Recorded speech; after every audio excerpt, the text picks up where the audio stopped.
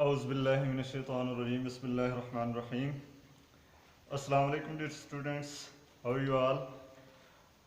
उम्मीद करता हूँ आप सब खैरियत से होंगे। अल्लाह ताला आप सबको अपने हिफ्ज़ व अमान में रखे। आज के इस लेक्चर में हम 10th की केमिस्ट्री का चैप्टर नंबर फर्स्ट का बहुत ही इंपॉर्टेंट टॉपिक डिस्कस करने जा रहे हैं और टॉपिक का नाम है आपके पास लॉ ऑफ मास एक्शन। इंतहाई वेरी वेरी इंपॉर्टेंट टॉपिक है क्योंकि ये बहुत दफ़ा बोर्ड एग्जाम में रिपीट हुआ है 2018 में भी, 2019 में भी और 2020 में भी। 2018, 2019 और 2020 में ये टॉपिक रिपीट हुआ है, बार बार लॉन्ग क्वेश्चन आया है बोर्ड में। तो इससे आप अंदाज़ा लगा सकते हैं कि ये टॉपिक इंतहाई इंपॉर्टेंट टॉपिक है। अब इस टॉपिक की आगे एक्सप्लेनेशन की तरफ अगर जाएं, इस टॉपिक को डिस्कस करने से पहले आपको कुछ बातें इस टॉपिक के हवाले से आपके माइंड में होनी चाहिए। और वो बातें क्या हैं कि ये टॉपिक है लॉ ऑफ मास एक्शन, यानी ये लॉ है। तो आप जिस तरह 9th में आप लोगों ने कुछ लॉ पढ़े थे, अगर आपको याद हो बॉयल्स लॉ, इस तरह चार्ल्स लॉ, तो आपके माइंड में होना चाहिए कि लॉ को किस तरह अटेम्प्ट किया जाता है। लॉ वाला जो सा भी क्वेश्चन हो उसको अटेम्प्ट किस तरह किया जाता है। तो अगर आपको याद हो, हमने 9th में भी ये जो लॉ हमने डिस्कस किए थे, इनको प्रेजेंट करने का तरीका हमने ये अख्तियार किया था कि सबसे पहली हेडिंग हमारे पास बनती थी प्रेजेंटेड बाय, कि ये लॉ कोई सा भी लॉ है वो किन किन साइंटिस्ट ने पेश किया और कौन सी डेट में पेश किया, कौन से सन में पेश किया, कौन सी सेंचुरी में उन्होंने ये लॉ पेश किया। तो इस तरह ये लॉ ऑफ मास एक्शन है, तो इसके लिए भी हमारे पास पहली हेडिंग बनेगी प्रेजेंटेड बाय। प्रेजेंटेड बाय में हम बताएंगे लॉ ऑफ मास एक्शन कौन कौन से साइंटिस्ट ने पेश किया और कौन सी डेट में पेश किया। उसके बाद बॉयल्स लॉ और चार्ल्स लॉ के हवाले से अगर आपको याद हो, हमारी दूसरी हेडिंग बनती थी रिलेशनशिप की, कि ये जो सा लॉ है ये किस किस चीज़ का रिलेशनशिप बताता है। उसके बाद रिलेशनशिप के बाद आगे आपकी तीसरी हेडिंग आ जाती है, तीसरा नंबर आ जाता है स्टेटमेंट का, इस लॉ की स्टेटमेंट। और इस लॉ ऑफ मास एक्शन के हवाले से चौथी हेडिंग आपके पास बनेगी एक्टिव मास, और पांचवी हेडिंग बनेगी इस लॉ की डेरिवेशन की, मैथमेटिकल फॉर्म की। तो शुरू करते हैं इस लॉ को। लॉ ऑफ मास एक्शन को जिन जिन साइंटिस्ट ने पेश किया उनके नाम हैं गुलबर्ग और वेज।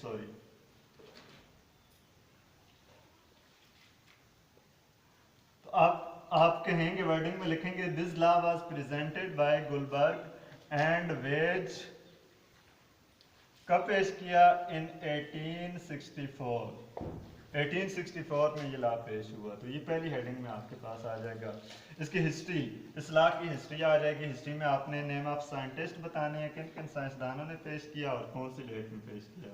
उसके बाद दूसरी आपके पास हेडिंग है रिलेशनशिप। ये लॉ किस चीज़ का रिलेशनशिप, किन दो चीज़ों का आपस में रिलेशनशिप बताता है। ये लॉ बताता है रेट ऑफ रिएक्शन का और rate of reaction. Rate of reaction का मतलब स्पीड ऑफ रिएक्शन। रेट जहां पे भी लफ्ज़ है आपके माइंड में होना चाहिए, रेट किसको कहते हैं? स्पीड को कहते हैं। ये लॉ बताता है रेट ऑफ रिएक्शन का रिलेशनशिप किसके साथ? Rate of reaction with active mass. ये कहता है रिएक्शन की स्पीड का एक्टिव मास से क्या रिलेशन है। आया वो रिलेशनशिप में हम यही बताते हैं, आगे बस स्टेटमेंट बताएंगे कि वो रिलेशन डायरेक्टली है। आए ये दोनों चीज़ें, स्पीड ऑफ रिएक्शन और एक्टिव मास आपस में डायरेक्टली हैं या फिर इनवर्सली हैं। ये आगे जाके हमें स्टेटमेंट में इनका रिलेशनशिप पता चलेगा। लेकिन फिलहाल हम ये बताएंगे ये दो चीज़ों का ताल्लुक बताता है। कौन सी दो चीज़ें हैं वो? एक है स्पीड ऑफ रिएक्शन और दूसरा है एक्टिव मास। अब स्टेटमेंट में हम बता देंगे कि आया ये दोनों चीज़ें जिनका रिलेशनशिप इस्लाम में एक्सप्लेन हो रहा है वो डायरेक्टली हैं या फिर इनवर्सली हैं। तो स्टेटमेंट में आप कहेंगे अकॉर्डिंग टू दिस लॉ। शुरू में इसकी ज़रा सी तमहीद बांधेंगे और तमहीद में क्या लिखेंगे? According to this law. उसके बाद इस लॉ की स्टेटमेंट शुरू होगी तो स्टेटमेंट के लिए आप इन्वर्टेड कामा, तो स्टेटमेंट की वर्डिंग क्या होगी? According to this law rate of reaction, मतलब speed of reaction is directly, इनका रिलेशन कौन सा है? डायरेक्टली है। Is directly proportional, is directly proportional to किसके साथ डायरेक्टली है, active mass, directly proportional to active masses of reactant, directly proportional to active mass of reacting, active masses of reacting substances.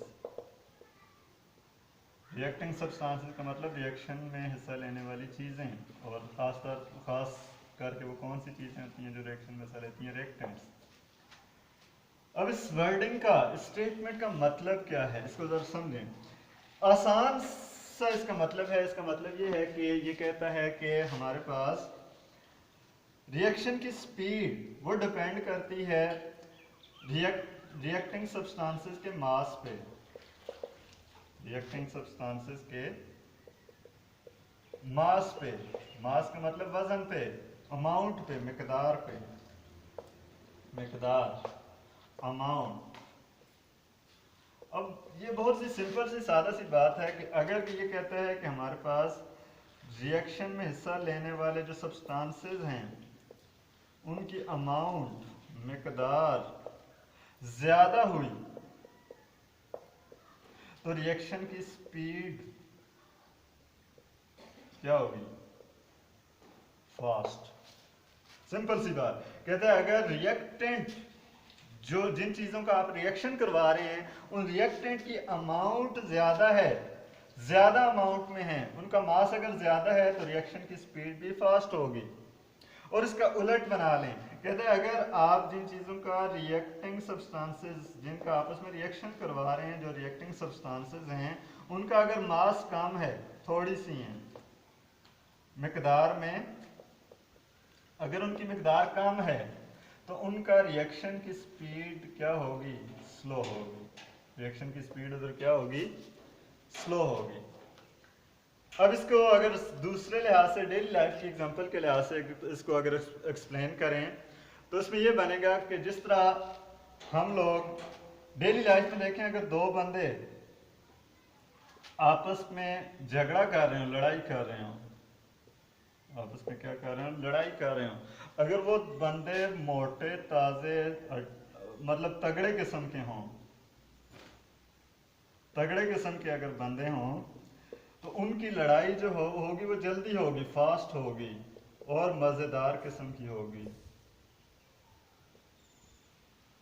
जल्दी उनका आपस में लड़ाई होगी, लड़ाई की स्पीड जल्दी, एक दूसरे के हाथ पांव तोड़ेंगे, एक दूसरे की हड्डियां तोड़ेंगे।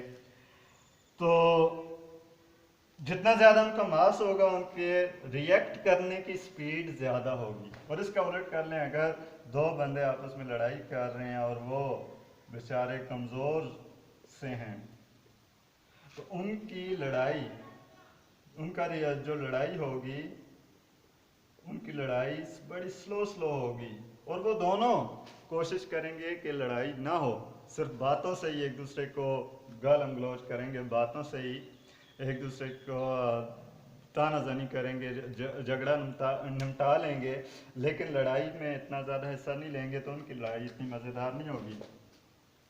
तो यही बात अगर हम करते हैं, ये ला कहता है, ये गुलबर्ग और वेग ने ये बात कही कि अगर हमारे पास रिएक्टिंग सब्सटेंसेस ज़्यादा अमाउंट में हुए रिएक्शन फास्ट होगा, और अगर हमारे पास रिएक्टिंग सब्सटेंसेस कम मिकदार में हुए तो रिएक्शन, हमारे पास रिएक्शन की स्पीड क्या होगी, स्लो होगी।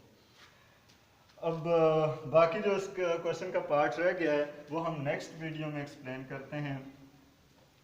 आई होप सो कि इधर तक आपको ये जो टॉपिक मैंने एक्सप्लेन किया वो समझ आ गया हो।